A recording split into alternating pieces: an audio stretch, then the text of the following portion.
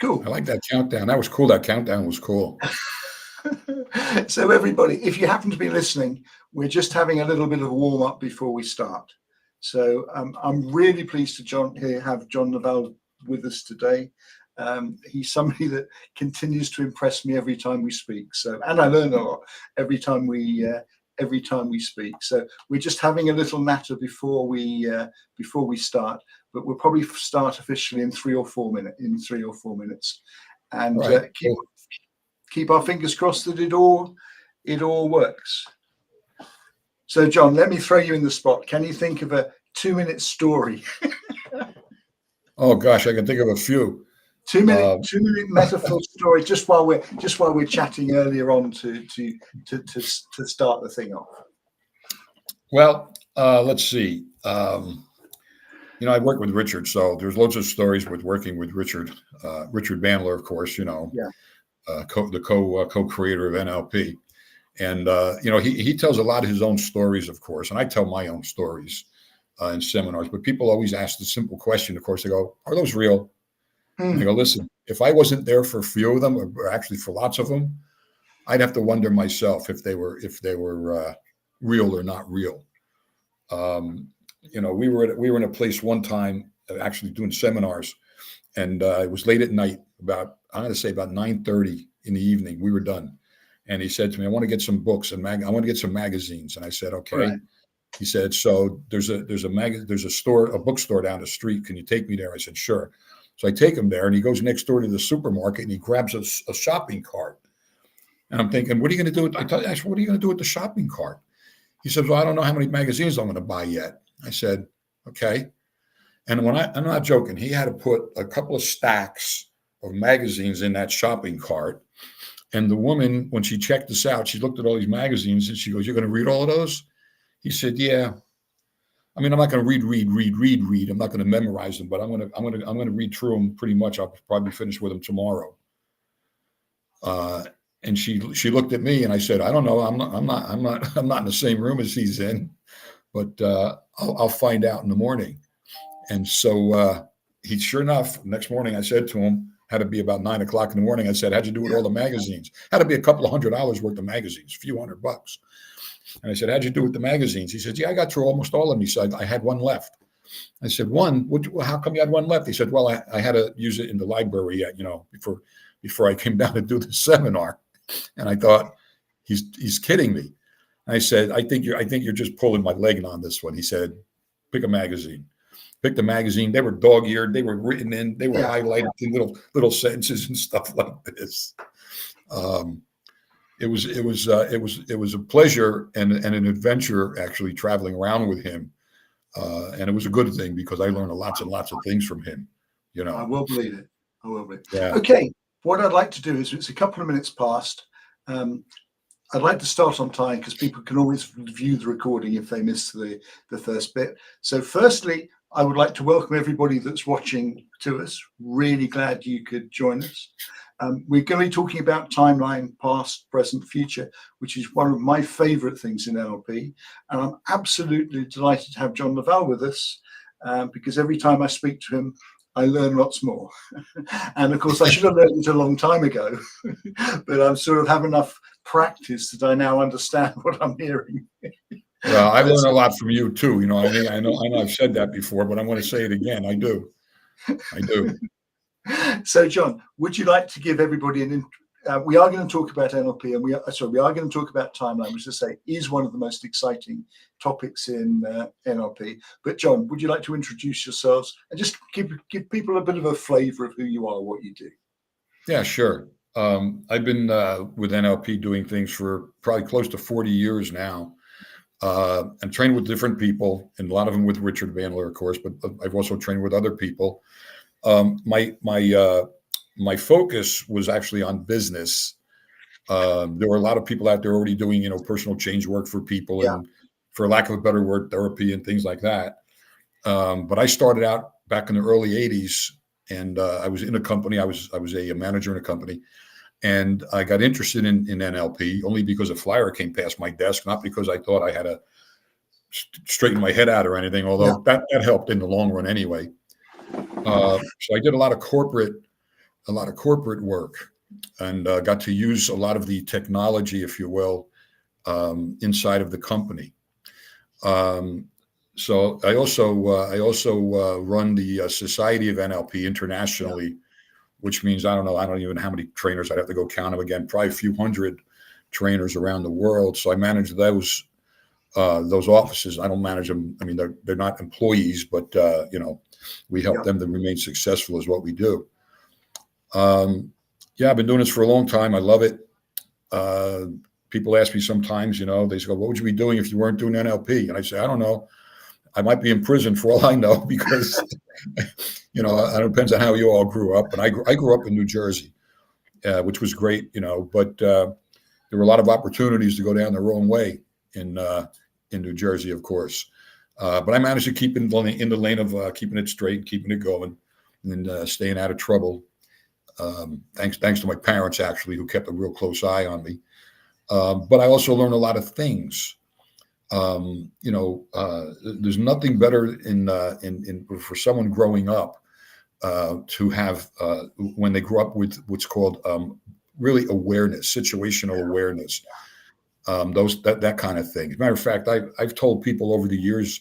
They said, "What kind of a person would you think would be a good person for training NLP? Learn to be a trainer of NLP, kind of thing, And I say, well, I would take a kid off the street who has good street smarts, because a lot of this has to do with what's going on, noticing what's going on. I would take a kid like that and help them out before I took somebody out of college who has no street smarts. There's nothing wrong with going to college, of course, but the street smarts to me count big time, because you've got to notice a lot of things that are going on, and you've got to be a little bit resourceful to getting to some solutions. So that's basically my background. I've managed to stay out of trouble, like I said. I've got a lot of different interests, but NLP takes up, I would say, most of my time. And we have a granddaughter now, so we get to practice on her a little bit and teach her some things. And she's not even 4 yet. She can count to 10, and she's very sassy.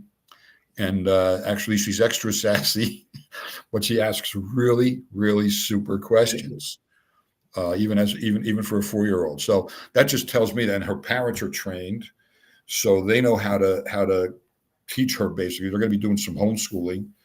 And my wife, of course, is she's trained.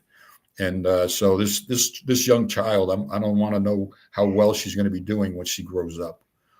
And if I could take a few other kids and help them with that, I'm always happy to do that as well. But that's just me. That's my background. That's what I like to do. And I like working with guys like Michael here, because he actually uses his brain. I know that sounds like kind of weird, but when people ask me, they say, what's required to learn NLP? I go, only 2 things. What's that? They go, you have to have a brain, and you have to want to learn how to use it. Those are the 2 requirements.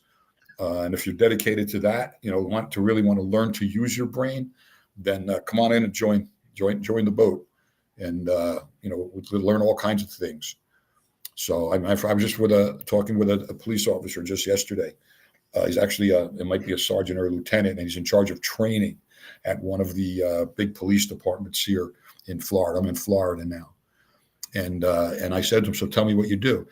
And just from his own street smarts and from his own teaching a lot of things from the police side of business, he would explain to me how he teaches new police officers how to de-escalate a problem. So, like, if they're going to question a youngster, and the youngster is going to start right away getting an attitude, or copying an attitude, how to de-escalate. He actually teaches that. When I said, "Tell me the steps you take," and damn if he doesn't already know NLP. And I even asked him. I said, "Do you know NLP?"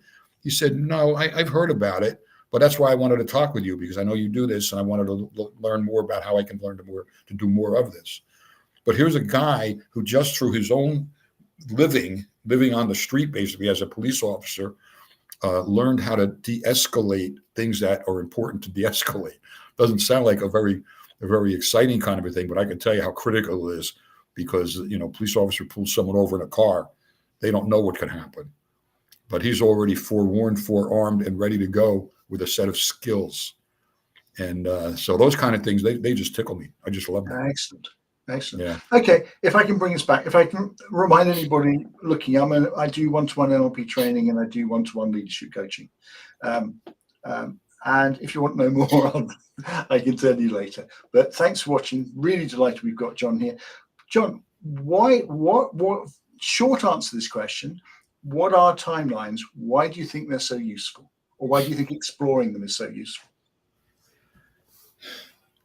Timeline is a first of all, let me say first of all these things that we can describe that are in our head are not in our head. It's not like it's not like if we opened up your skull and I poked around in there, I'd see your timelines any more than I would see your beliefs, any more than I would see your values, any more than I would see, your goals or any. It's just gray matter in there. So the way that we figure things out are going on in our brains is the way we're doing things, but there's no hard way and hard evidence that that's what's in there. So the way we know that we have these things, like for timelines, for example, and I'll explain these to you, is that we all have a sense of let's see, if we have a similar reality. Now, some of us, as I'm speaking with you, you may not know or realize if you have a timeline. Maybe you logged on to this particular chat here to find out what are timelines, because you heard the word and you're familiar with the word.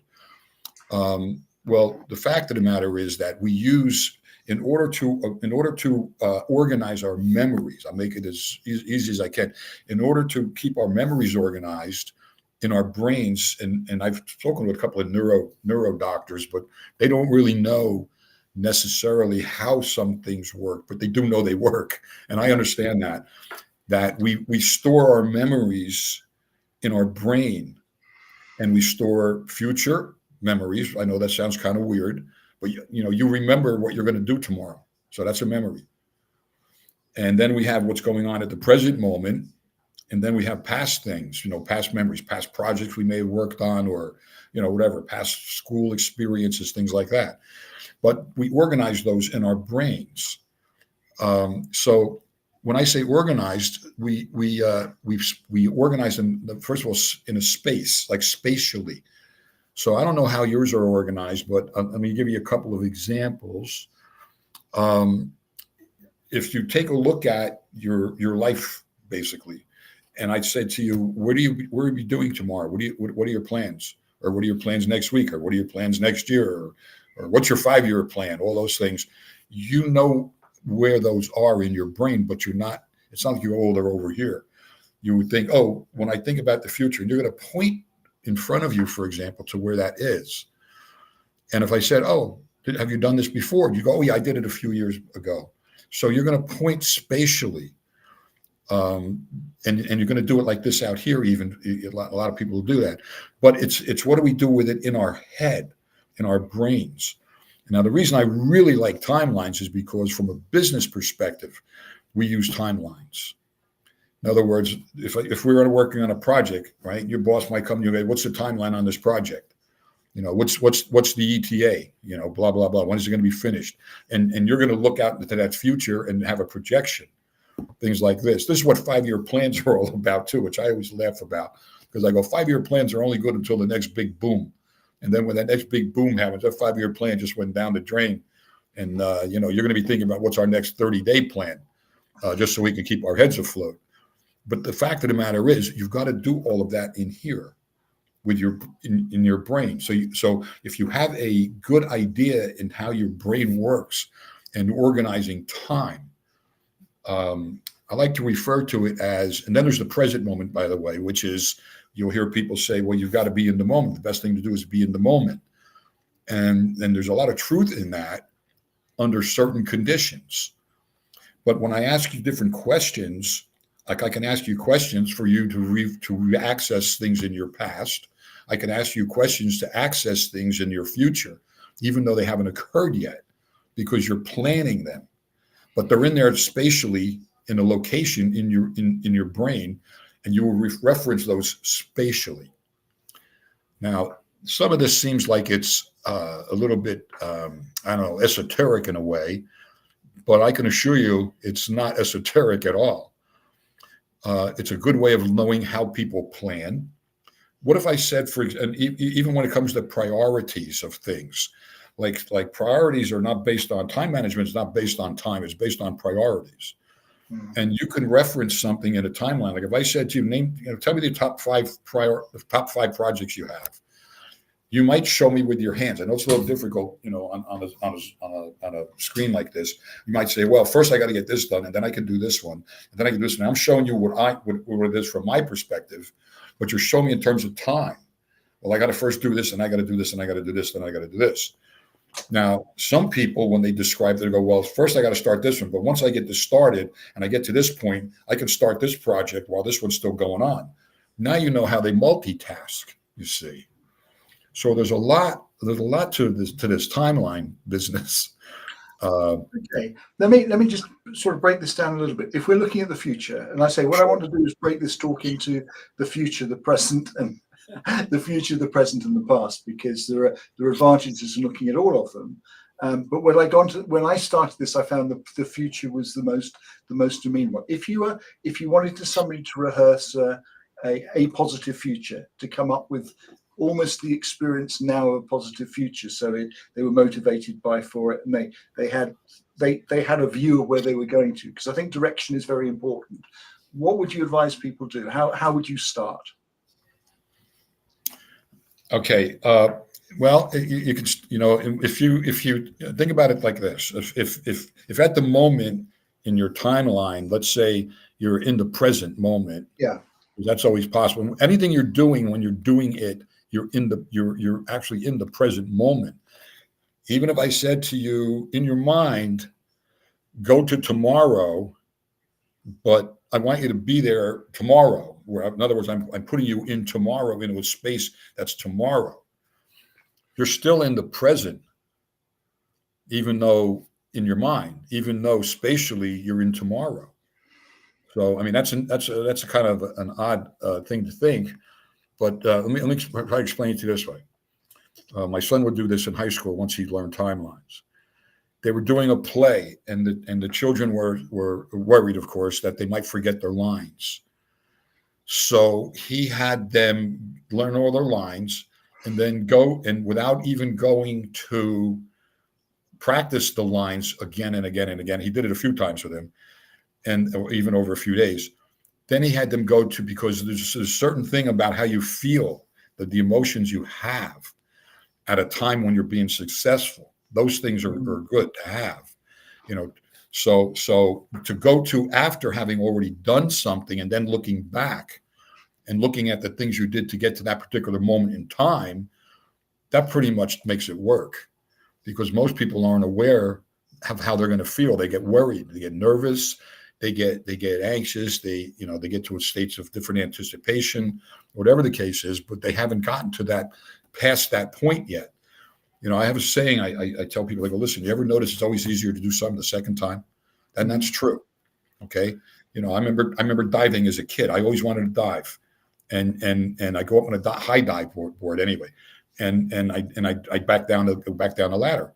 And I did this for a couple of summers until one of my friends got behind me up on a diving board and pushed me off the board. And I thought, wow, that was great, man. That felt good. And then it was easy for me. I went up again, and I went up again, and went up again. It's always easier to do something a second time. Now, the trick is, of course, or the key is, how do you do that in your mind, so that when you finally do it again, it seems so it's so familiar to you that it's easy to do. Most people don't understand how that works, and it's all based on timelines. Okay, so let's take this through, because one of the things that I found a huge advantage was, there's something I want to achieve, actually trust myself to float into a time when I've achieved it. And from that time of having achieved it, actually, I then like to go a little bit further. So I've not only achieved it, but I've achieved it. It's not a flash in the pan. I've achieved it over time. So I feel really good. But I then feel good about the journey, because I have that feeling of success. But I find I'm in a much better position to plan how I got there from the future rather than the present, if my brain is getting it. Yep, that's what works. Can you take people through something that will get them to play with that? The answer is yes. And will you? No, yeah, of course you can. It is a matter of knowing, and they're mechanics. It's a matter of knowing what the Yeah, no, it mechanics is. It is. Yes, absolutely. of it are. Yeah, so for lack of a better word, I guess it's technique. And to know the following thing is, NLP is based on two major hunks of, let's say, information. Yeah. The first one are skills. So you've got to be able to have some skills and know what the skills are and be able to use the skills. Now, those are language. You got to use the right kind of language, even if especially when we're doing timelines. Like, I wouldn't want to say to you, think about something in your mind that made you feel good. Now, that's okay, because you're going to go back and search for something. But I'm going to say 6 out of 10 times or so, you're going to have a problem finding a time, because the way I asked you the question, you're looking for something, but you're not getting the feeling of it because you're not in the present moment. You only really feel things in the present moment. If you remember feeling good, that means you remember feeling good. You might see the smile on your face. You might remember the activity you were in, but you don't have that feeling, that kinesthetic going on at that moment in your body. But if I said to you, think about this, I know there's something that makes you feel really good, and I wait, you're going to come up with something in your mind really fast. You don't know that I know what it is, and I don't know what it is. But just by the way I asked you the question, because I asked you that and I used present language, basically. I know, that's present. There is something that's present that makes you, okay, that's a cause and effect thing. Feel good, that's present. But if I put that and I structure in a sentence, you're going to get that feeling. And, from there, we can take that, anchor that, and then do the things to go to future. The real important part is that when you have something, even though you may not know all of the solution to what you're going to do, Yeah. like your project work, you're going to do a project of some sort. There might be something in the sequence of running that project that you may not know. You may not know how to do accounting, for example, let's say. Well, we have to get something in there so that you're either going to hire somebody to do that part in your project, or you're going to go learn how to do the accounting in your project, blah, blah, blah. So there are some things to know about. But the easiest thing to know, if you have a youngster and they're going, I have to go to school tomorrow, but I don't know how I'm going to do on the test, try this one out. Say, I'll tell you what, go inside your mind. Did you study? Let me ask you a few questions just to double check. Yeah. They studied and here's the answers. Great, no problem. But that doesn't prevent them from not being anxious or having a little anxiety about the test. Okay. So once you know that they got the test, they got the information in their head, because that's the one thing to check. Say, let's go to already finished. You already did the test tomorrow. You're finished. It's the end of the day. How'd you do? They go, I did great. Here you go. Then have them look back towards the present and say, look at all the things. Look at how you answered the questions during that test. And then have them take the test the next day and see how they do. This is because of what how we run our brains, especially in terms of time. I know more people that worry about things that never even happen. They're not going to happen. And that takes up space and energy in your brain. So, people, look at the people when they're going to get married. They're going, oh, I'm so nervous. Why are you nervous? You're already committed to thing. You're going to say, I'm going to marry this person. I'm going to stay with them for the rest of my life. What are you worried about? Well, I got to make sure nothing goes wrong at the wedding. Well, okay. Let's go to past having already been married. Now you're done. Take a look at it. Everything work out pretty good? Because we can create our own problems. We're real good at that. We're humans. We can create our own problems. We can create our own excuses in advance based on, who knows? I've sat in more business meetings where I hear people say, well, that'll never happen. I go, how do you know? And they go, well, we tried it out in the past and it never worked. I go, maybe I need a different plan. There's always a way of doing things. Everything starts up here. I did explain it yesterday to this officer so that he understood, that it's not what goes on outside. It's that what goes on up here is where everything begins. What do we do up here in our mind? How many of us get up on a Monday morning and we're driving to work and we're plotting and scheming how lousy the day's going to be? No, It hasn't even started yet. Okay, so if somebody was to ask you the question, Sure. how do I plan for a positive future? how would you answer it? First of all, I'd say, first of all, let's talk about I'd say first thing is let's talk about positive future. There's a whole lot of things in that simple question. One of them is there are things that are out of your control.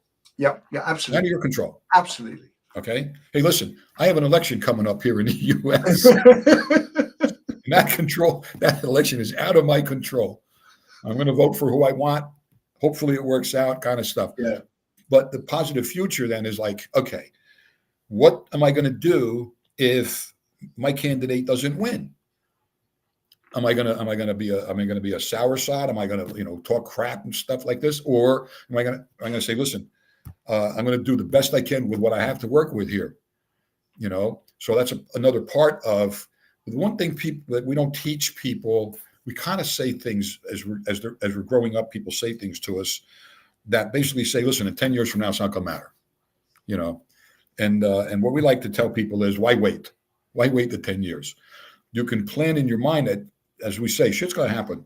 You don't have control over that, but you do have ways of coping with that when it does happen. And the officer, as a matter of fact, and I had the same discussion because he's having to deal with, as an example, having to deal with teaching how to handle PTSD with police officers when they're cadets and they're just doing the police. And I'm saying, what do you mean how to deal with it? How about preventing it? PTSD is a mental structure. Okay, I'm not discounting what can create that, that activity. I'm saying, how are you going to handle that activity?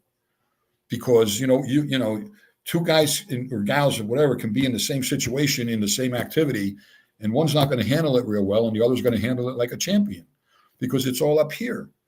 This is where it starts. It's all up here. So we can learn to prevent. We can build, basically, I'll put it in a different way. We can build new coping strategies. Okay. That's what it comes down to. Yeah. Now, what can go wrong and what can I do to handle that the best I can? Okay. So if you were helping people plan, I don't know, their lives, their businesses. So if somebody's planning, say somebody's starting a business or they want to dramatically grow the business, they may know what's under their control, but they don't know everything that's going to happen in the future. Right. But I still like the idea of having a future direction. I still like the idea of having a future direction. So how would you get people to come up with I'm going to use the word positive. You can push back, a positive future direction. Sure. And then how would you get them to plan? Because I remember when we first started doing this, I really found it useful visualizing I'd succeeded at something, or throwing myself into the future until I'd succeeded it, and then sometimes going further. So not only I had succeeded, but I had succeeded over time, and then from that point, looking at over the challenges and how I'd how I'd overcome them, and I found that tremendously useful. So Okay. So if you're advising people to how to approach their future lives. Okay, I'm gonna jump to another part about skill a little bit. Yeah, that's fine. Okay, so when people look at their future, first of all, let me just put it this way: I've worked with different people who had some crazy timelines, if you want to. Well, that's what I would call them. One guy said to me, "I don't know, my life is full of ups and downs," and I went, "Oh, okay." Now this sounds metaphorical. But I decided to ask him. I said, well, what do you mean? And he said, I feel like I'm on a roller coaster ride. I got good days, I got bad days. And I went, well, we all have that in the kind of stuff. But what are you talking about? My future's like that. I said, oh, so you get to look forward to ups and downs all day long, right? He says, well, yeah, I guess that's true. I said, show me your timeline. And it went like this. Okay, it went up like the whole shape in his mind of his timeline was like this. Okay. And I said, okay, so we need to help you straighten something out. And that's in my very, very intentional in my own manner of how I do things. I said, so if we can straighten this out. And his timeline started to get straighter. I said, I'll make it straight. Let's see what happens. Now, the other thing that happened, and people will do this, I said, well, how do you know you're going to have good days and bad days in the future? Yeah. Now, remember, a lot of people build beliefs based on their past. That's what we're taught. Okay, you learn to believe something based on experiences we've had. because we go, well, that can happen again. It's happened once to me once, it can happen again, blah, blah, blah. But the fact of the matter is, we can change those beliefs. So, and here's an example. So someone says, well, I've had ups and downs all my life. And I go, well, that doesn't mean you're going to have them. It's like going to a restaurant. People go, I went to that restaurant, had a lousy meal. So what does that mean? You're going to stop eating? No, maybe you're going to go to a different restaurant, or maybe you won't eat that particular dish again. Or maybe you will go back to that restaurant because you like the restaurant anyway. So you ought not be locked into the things that you think are not going to work because they haven't worked before. But how do you format that inside your brain? So here's an example. So if I said to someone, take a look at your future, because I do want everybody to have a positive future. That doesn't mean everything's going to work out. It means you're going to work out. It means how you cope with everything is going to work out and be good. Okay. And you say, well, I see. Let me ask you the question. I could ask anybody who's listening in on this. As you take a look at your future, do you see light spots and dark spots? Some people are going, well, I see some gray spots. I go, I understand that. And there's nothing wrong with that, except if you want to have a positive future, what if you made it all one shading of light? Make it a little brighter, the whole thing, all one shading of light. In your mind, because even our language supports what we're doing in our head. People would tell you things like, oh, you're a really smart kid when we were younger. You're a really smart kid. You have a bright future ahead of you. Well, I tell people they have a bright future ahead of them because that's going to tell them in their mind to make their future brighter looking. Those are the kind of things. Those are what I would refer to, Michael, as big chunk solutions. It doesn't mean life's going to be hunky dory. It means the other things that you're not in control of. Are going to happen. Okay. Again, it's how do you cope with it? You can always find the brighter side, or you can always find the more positive solution to a problem. I had worked with a guy. This was great. It helped me understand. He was vice president of the company I was in at the time. And I said to him, oh, listen, I got to tell you something. This is, I think we ought to keep an eye on this because blah, blah, blah. He said, whoa. Is this something that's already happened? I said, no. He said, then I don't want to know about it. I said, what do you mean? He said, I don't solve any problems if they haven't happened. I said, oh, wow. He said, if you're telling me that this might happen, I'm not interested. And I thought that was kind of a little crazy because it might happen. Yeah. It might happen. No. Tell me more. But his approach to managing was, I'm not going to load my brain up with problems that haven't even occurred yet, And the other thing is, because I'll explain this one, not just the brightness thing or turning up brightness in the future. These are things we refer to as submodalities. Yeah. It's how close to in your mind, how close in your mind is this situation that hasn't occurred yet? Like you're really planning on it, but it's all based on his timeline stuff. See, so. You can take you can take things and do them with your timelines. Even I know some people have had, I've had a lot of ups and downs and bumps and bruises in my past and blah, blah, blah. And I go, let me guess, you got some dark spots in there and some light spots and stuff like that and some great things. They go, yeah. I go, listen. And this sounds metaphorical, but if I give somebody instructions, they're going to do it. I go, listen, I tell you what, why don't you make it all one shading of light back there? Okay. It's already done. Nothing you can do about it. It's already finished. Lighten up on yourself in the past a little bit. You want to keep carrying that stuff around with you. You got a present that you're with that right now. And you want to have a more positive future. Well, let's start with that. Let's get on it. Your past does not determine your future. You guys have probably heard that out there somewhere. Your past doesn't determine your future. Your present does. What you do in the present moment determines your future. So at the present moment, brighten it up. You want to have a more positive outlook, because that's what people say. Oh, you need to have a more positive outlook. Well, what does that mean? But people can't explain it to you. But if you understand timelines, you can explain it to people. Okay. As I say, there was something you taught me a long time ago. I'm just going to run it past you to see whether you come up with better stuff or there's another way you'd look at it. But I'm saying it because I always found it really useful, which was to literally, assuming my future is in front of me, take a big exciting thing, throw myself into a time where I trusted I'd achieved it, then go a little bit further. So I knew what it was like. So I got the kinesthetics of having achieved it, which put me in a good mood. And then I was in a much better place to look at how I planned it. But as you rightly said, look at the problems that might come up and come up with some ideas of solving them.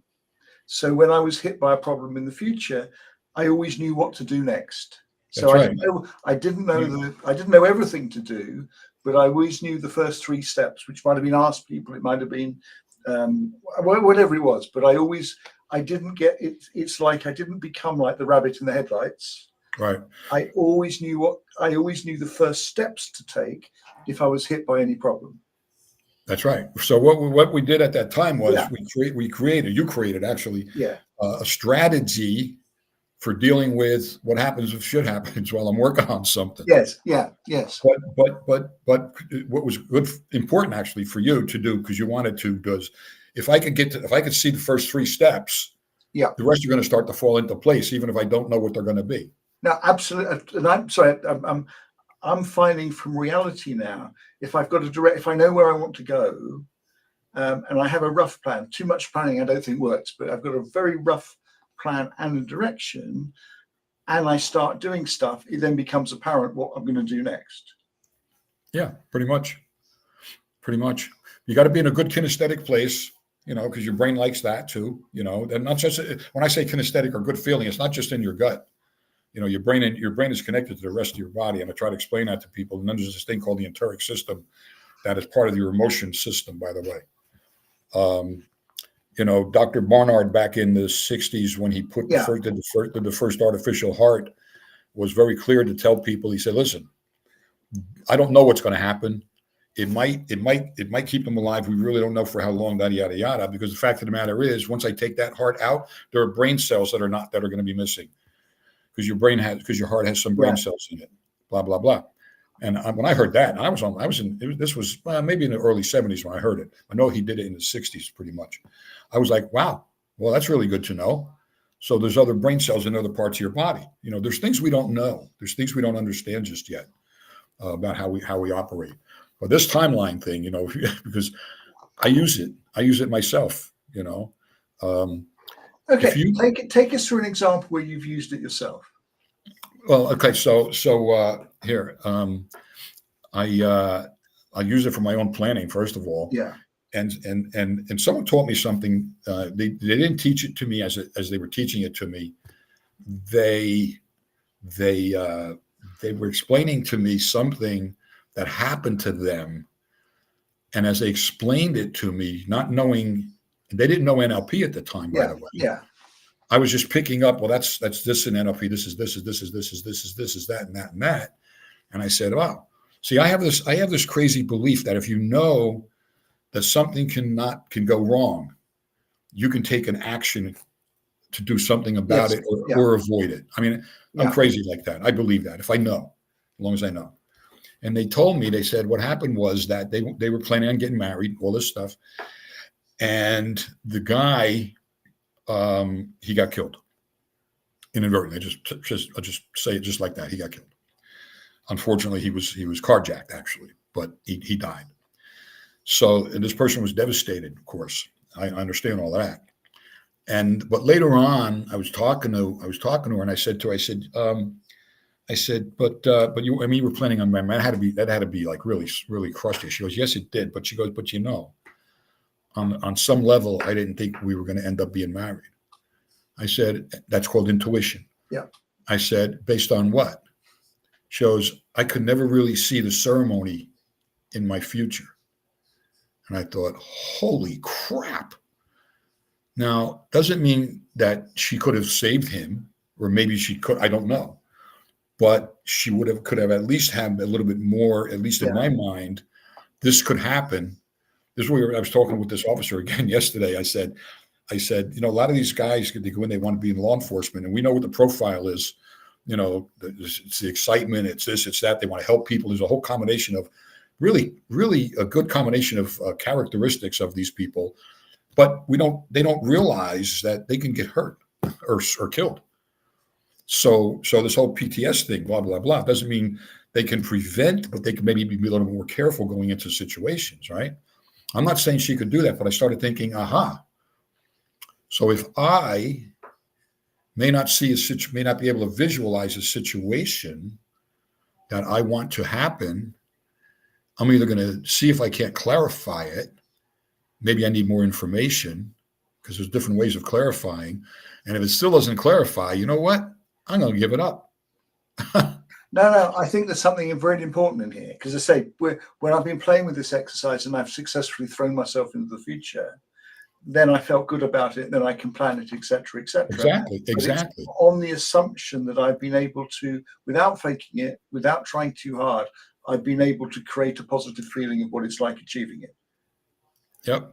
So I had to get some, not getting details. I had to get some serious surgery, and a couple of years back, yeah, and I've never been sick my whole life, really, except for a knee thing.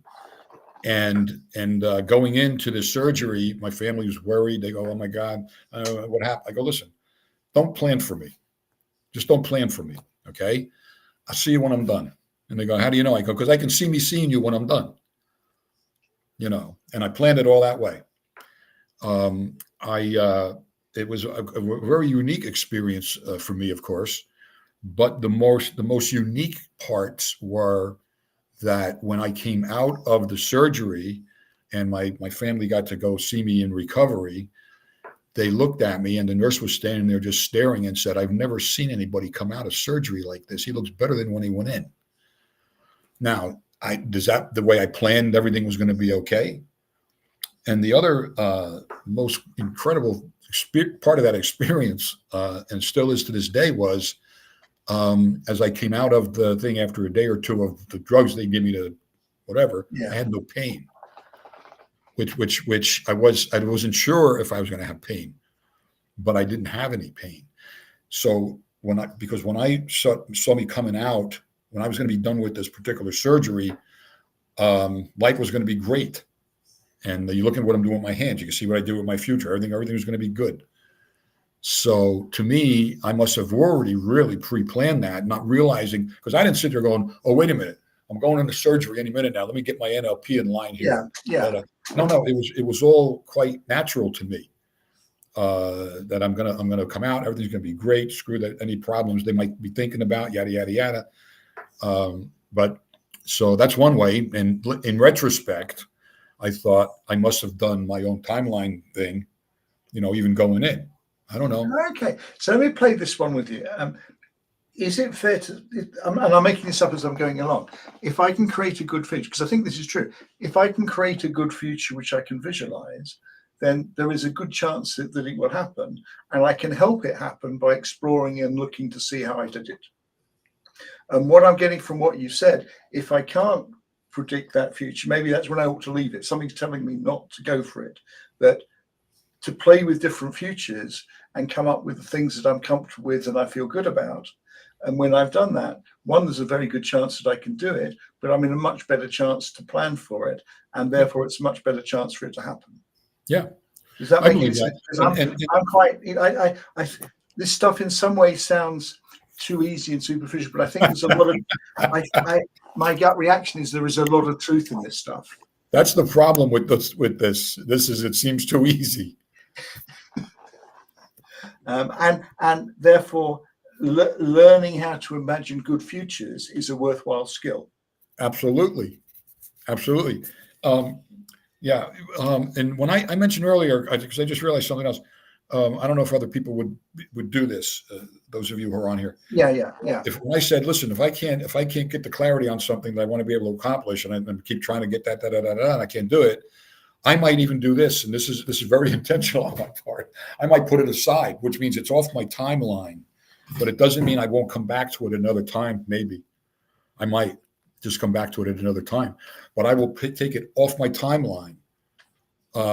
Again, because I don't want to have extra, I don't know, whatever you want to call it, noise in my timeline that I'm gonna be trying to work out and spend my time and energy on it. I have too many other things I can do or want to do. Yeah. The other thing that relates to this that's coming on that I think is in line with what you're saying, but you'll tell me if not. So if I can visualize a positive future, whichever way I go for it, whether I go for it, which I prefer, the past looking back to the present to do the planning, but I can do it going forward. Rehearsing getting over the tough stuff, I think, is really useful.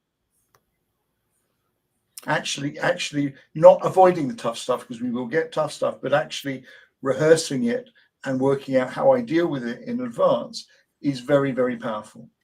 Yes, there's a and you know we a lot of us make internal movies to practice these things, and you know what I tell people to do is if you're gonna practice and watch it, you're gonna do a speech, you know, whatever. Yeah.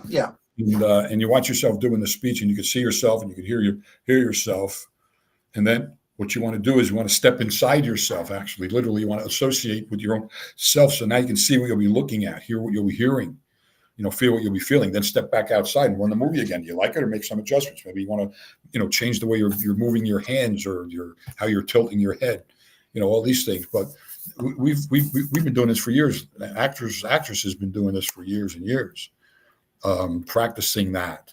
But so it's a matter of, you know, doing both. So not only watching yourself, but knowing, you know, going in and experiencing. You're doing the speech. You can feel it and everything, and then step back out and watch it again and make some adjustments as you want. Funny enough, I was talking to a client a couple of days ago, and we would chat, and he was saying that's what he did. That was his natural process of he was doing it associated, and then he flipped to being dissociated and watching himself, then getting back to the and he had sort of developed this as a natural process. And I say he was a CEO of a top company, so I was actually really impressed. And he was actually describing doing this. Okay, I want to leave this bit about the future. If you were to say to people, anybody listening, what are the most important parts if you're planning the future?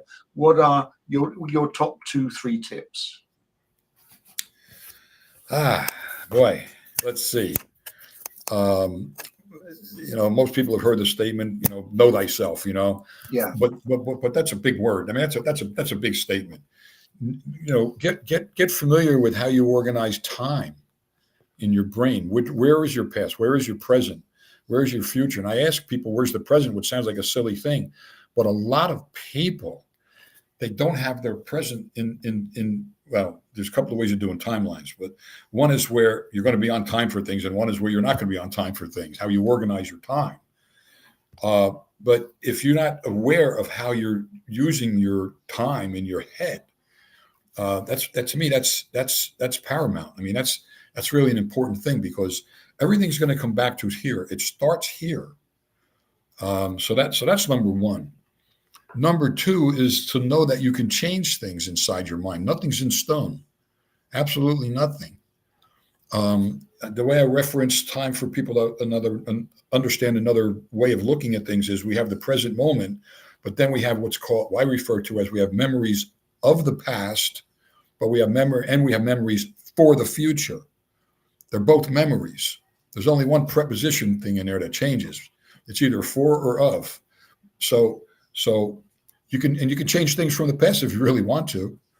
You can change some modalities of those things, make them, get them out of the way, push them aside, move them spatially if you want, turn the brightness down on them if you don't want them. How close are they? Move them further away, all those kind of things. But what you're going to do, again, just changing the things in the past is nice. Knowing how to create your future, to me, is the most important thing, because your future is going to happen. It's going to happen every moment, because we go from moment to moment. You got the present moment right now. Here's another one. What you think about in this moment, if I said to you, what are you planning on doing tomorrow? You're going to reference the future, and you're going to notice what it is you're planning for tomorrow. You can change that. People think you can't change it. They go, well, I have to go to work. Do you? What do you mean? Well, yes, I do have to. Really? No, I can take the day off if I want to. Oh, okay. But you can use that word have to if you want to. But what if you just decide you want to take the day off and take your spouse or your partner or whatever it is, and go out and sit in the park a little bit, have a little picnic or something, just because you hadn't thought about it in a while? Could you do that? Well, I could. Well, would you? Now, the more I change those words, the more that things are going to change inside your mind. the images will change a little bit. You might not want to take the day off. You might say, no, I'm good. I could do that on Thursday. Now you've already told me you've already changed Thursday. So you can change your mind. That's I can't overemphasize that. Now I like that. Now let's move on, Flex. I do want to cover at least quickly the present and the past. Now, one of the things when I'm working with people, I came up at the end of the session, towards the end of the session, I came up with this very simple question. Tell me with 100% honesty what you're feeling now and what you're thinking. And I found, again, to my surprise, it remained really useful because it enabled me to calibrate my client, because they were giving me a straight view of where they were. Yep. But also it brought my clients into the present. So we were in the present state. They weren't dreaming about the past. They weren't worrying about the future. They were here now. And then there was another question that I could throw on that, sort of, what are you feeling? What are you feeling? What are you thinking? When they answer that, what's the very best thing you could do now? It came up with a very nice 3-part question. But the thing I want to throw at you is sometimes it's useful to get people here and now into the present. So what have you got any tips or ideas if somebody wants to live more in the present of what they might choose to do? It's a matter of how you organize. Again, I'm going to say how you organize your timeline. Yeah. So I'll give you a couple of different ways that generally people have their timelines. Some people, there are two major things to understand about the in time or through time. If your timeline is not going through your body any place, it's out here someplace. It could be over on the side. It could be going like this in front of you, but it doesn't intersect your body. That's referred to as through time, because you can sort easily through time. Okay. I wish they'd have called it something different, but that's what it is. Yeah. Because the second way is if your timeline intersects your body any place. A lot of people have it running through their head. Some people it runs through their chest. Some people have it run through their stomach. Sometimes people have it going this way, but it's through their head this way. The past will be on one side. The future will be on the other side. The present, mostly in their head. That's going to be referred to as in time. Now, if you organize your timeline, I don't know how everybody has it at the moment, and I can't even see you guys and gals. And I said to you, take your timeline and put it out there in front of you, and might close your eyes, put it out there in front of you, and just feel what that feels like. And again, I'm not able to calibrate what each of you would normally do at the moment. And I say to you, okay, put your timeline back the way you want it, and then open your eyes. And then I'm going to ask you a question. And of course, I can't see your hands, but how many of you was that a little bit disorienting because you've never had it that way? You would never have thought about it that way. Okay, now do the next one. Take your timeline, right, and run it through your head. Close your eyes, run it through your head so that the past is behind you now. Yeah. Right. And the future's right there in front of you, but you're in the present is inside your head. But then I'm going to ask you to do one more thing before we do anything else. I want you to take the future, and I want you to, with your hand, even though I can't see you, but this will help you out. Put your hand, where does your future begin? For most people, it starts somewhere 5, 6, 7, 8 inches in front of them. Take that timeline and pull it back. Move it back like with your hands and put it just behind your eyeballs. That way you're looking right into the future as you're acting in the now, but the present is still inside your head. That when you're thinking in the present, you're looking at the future. You can actually see the pros and cons of what you're thinking about. That's interesting. And then it makes it much more easier to decide about things. That's when you can actually take something, stick it in the future, and see if it's going to work or not. But now take it back and take your timeline again and move it back out, put it the way you want it. Okay, however you like it before. And notice, was it, for how many of you was it disorienting? It's only disorienting because you're not used to it. But here are the two differences.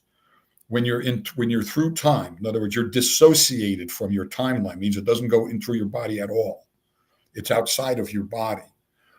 That's when it's easier to keep track of things. You're more apt to be on time for things. Okay, you're going to be on time for meetings, dates, and everything else, appointments. But when it's intersecting your body and you're in the, that's when you're in the moment, by the way, when it's intersecting your body and the present is in your head, but your timeline actually goes through you like this somehow. That's when you're more apt to not care to pay attention. When you're at a party and you're having a great time, you're not thinking about time, you're in time. That's when that time, your timeline is intersecting your body. You're happy, you're enjoying the moment, you're enjoying the times that you're there. You're not thinking about other things. You might even stop for a moment and go, oh my gosh, oh, I got to get going. Oh my God, if I got a meeting tomorrow, I really got to get going. But that means you stepped out of your timeline for a second. And then you realized, oh, now I know what time it is. Otherwise, when you're really in time, you don't know what time it is. You're not paying attention to time. That's a good thing to do. You know, that's a good thing to do when you're with your family, your friends, your loved ones, all those kind of things, you know, so that you're not judging either. Because when you're making a better connection because you're in always making better your emotions. Absolutely. You're not able to look at it logically. So yeah, no, I get that. In fact, that's interesting because I haven't looked at it like that before. So I will play with that. Yep, absolutely. Yep. I will play with that. Okay, let's move a little bit to just to finish this bit off, what are the advantages of being present, whether you're in time or by the side of your timeline, but you're in the future, you're in the present? What are the advantages of sometimes us not floating off of being in the here and now? Let's see. What are the advantages of being in the here and now? Yeah. Actually, is that what you want to? Yeah. Well, you're not going to judge. You're not going to judge things so easily. Most people, well, they'll make very emotional decisions more so when they're in time. When they're in time, when they're associated to it, when they're in the here and now. Some people have a great set of doing it when they're in the now, that they can actually process information and make decisions. But if you're going to make good decisions, you've got to be in a good kinesthetic, a good emotion. Yeah. When you're going to make decisions, if you're ever not in a good decision, it's like they say, listen, if you're hungry, don't go food shopping. That kind of thing. It's almost the same thing. That's not the time to go food shopping. But so when you're in time, in other words, it's intersecting your body, you're in the here and now, you're in the moment, you're going to appreciate what's going on at that time in the environment that you're in. Yeah. And that's really what happens. When you're dissociated and your timeline's not going through your body like that, so therefore you're dissociated from your timeline. You're in a different position to make decisions, and you will even compare some of those before you make the decision to past decisions. Now, it's not a bad thing, okay? It could be a risk if you made bad decisions in the past, and now to prevent you from making another good decision. So there are parts about that, but we have ways of doing all those things too. Okay, and just talk a little bit about the past. Now, there's something I'll mention, then I'll throw the subject to you. There's something about the past that I've been working on with over some time, whereas if people have problems in the past that they haven't yet addressed. Sure. Something that I found useful, and I say you may come up with some better ways of doing it, but something I found useful, and I know even as I explain it, a bit of my brain goes, Mike, what planet are you on? But it still works. So I'm not too worried about that. Good. I'm not alone. That I actually, and I get clients to do this, to actually go to go into the future, to almost become your future self, because there is something in my brain that says our future self is quite wise because it's got all through the problems in the future and it's survived and it's happy. And therefore, actually having a good relationship with our future self is really useful, just as like having a good relationship with our past self is really useful. But I've actually get them to do a technique where they connect with their future selves. As their future selves, they then go back and coach their past self before they've had any challenges. And they've then flip position into their past selves with that new learning and run through the challenges and thus remove some very complicated blocks. Yep. The way I would describe that, I mean, you're doing it just right. Is we tell people the following things. Boy, if I knew then what I know now, yes, my life would be different.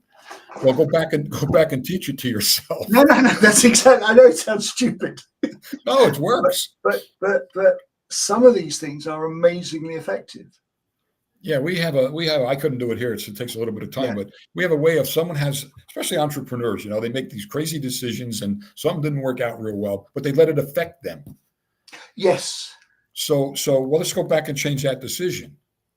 It's in the past, and change not only the decision, but change the way that if that decision has affected you from that moment all the way up till the present time.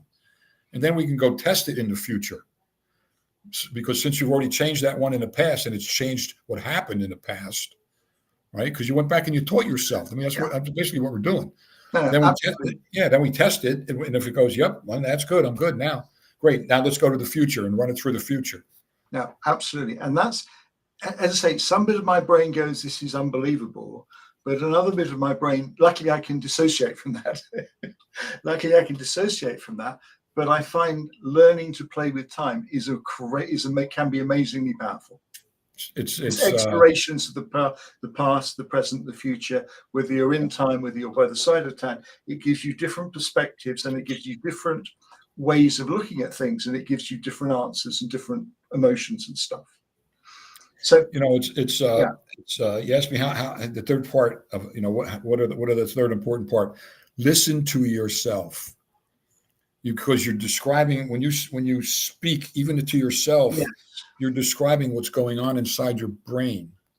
It's very easy to understand. Okay, if I said to each one of you at the moment, if I said, think about something you've been wanting to do for quite a while now, anyway, but you just haven't gotten to do it yet, in your mind, or even out here like this, point to where that is, and you're going to point in front of you somewhere. And my next question is going to be, can you touch it? Without moving your body, can you touch that event? 90% of the time or more, you're going to say no. I go, there's a statement for that you would get. I just plant it in your head because it's, whether you have it in this format or not, is what you would say. It's just out of reach. And as long as it's just out of reach in your mind, you're going to keep that event out there someplace, and it's not going to get close enough for you to do something about it. As weird as that sounds, that's what happens. So you can take that event and do exactly what Michael just explained. You would take that event, move it closer to you, go back, do it in the. Remember, it's always easier to do something the second time, and you can actually then watch how it moves closer. You don't have to. You can even just move it closer and see if it stays there. Sometimes it goes back. That means you got to do something else to fix it up. You got to learn something else. Maybe you're missing about a strategy for how to accomplish that thing. Maybe it's just a fear. I ask people all the time things like, you're in business. I go, how many of you would just love to be able to tell your boss something, but you dare not? And they go, oh yeah, that's on my list. I go, you can do it, but now you might need a way of doing it that's not offensive to the person. Absolutely.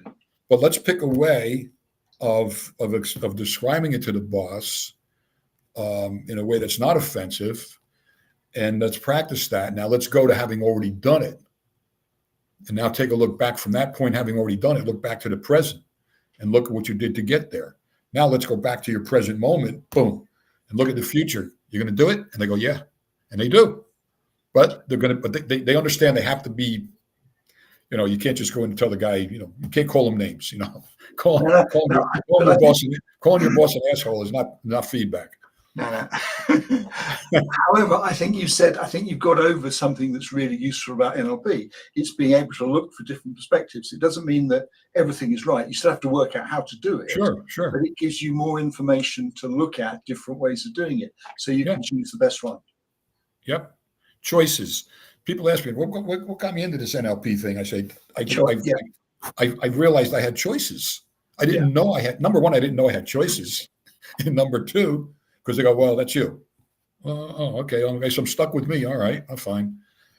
When I realized I had choices, then I had to figure out where am I going to find those choices. No. I think there is a huge key in this.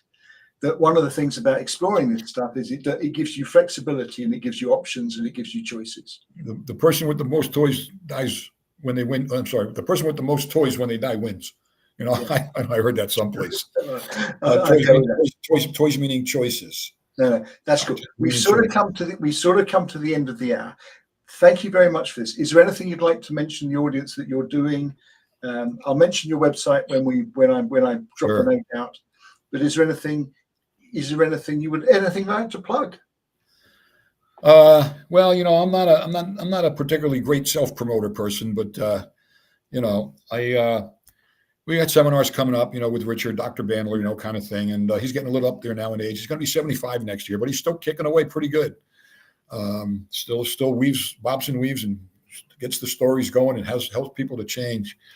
You go to my website, Michael will tell you about that. Yeah. Yeah. I mean, I think I'm good when I watch people and help them get better and better and better and better and better and better. That whole thing. So we got a bunch of websites. We do run Richard's website. We're on Facebook. I call it Food Books sometimes because I put something up there. But you can follow along. You have questions, you can always message us, things like that. Yeah.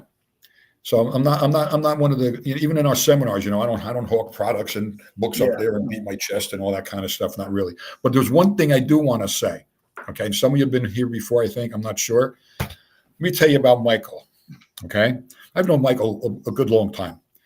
And let me tell you what I liked when I first met Michael. Okay. The first thing was he said to me, before I even go into this seminar, this was in the UK somewhere, he said, I'd like to have a chat. He said, can we have breakfast? I said, well, that's more than I'm thinking to myself, breakfast is more than a chat. Sure. So we have breakfast. And I got to tell you, those English breakfasts, I don't know. I'm not a big breakfast person to begin with, kind of stuff. But anyway, we chat and had breakfast. And he was asking me some very, very good questions. And I calibrate people, and it's easier for me to decide about people if I know the questions that they have and they ask them. This guy he's so fastidious, and he is, let me think about that. When there's a problem for him to solve, he's like a Rottweiler. He's not going to let go of that problem. He's going to solve that problem. That's Michael. That's Michael that I know. He's got enough flexibility in his mind. He's going to check out resources. He's going to check out other things. He might even go in. I don't even know what. He might read comic books to see if there's a solution in there. I don't know. But he's that resourceful, and that's one of the things I really do like about Michael. I don't do these Zoom things with a lot of different people. I do choose and I pick and choose a little bit carefully when someone asks me. So I'm happy to be here, and I'm happy that Michael invited me here. Thank you very much indeed. Thank you. Very good. You're very good at what you do. Thank you for everybody for listening. It's really appreciated. Thank you much. You all have a good one, and wake up each and every day and just think life is good. Life is wonderful. Very good. I like that. Okay. Okay. Cheers.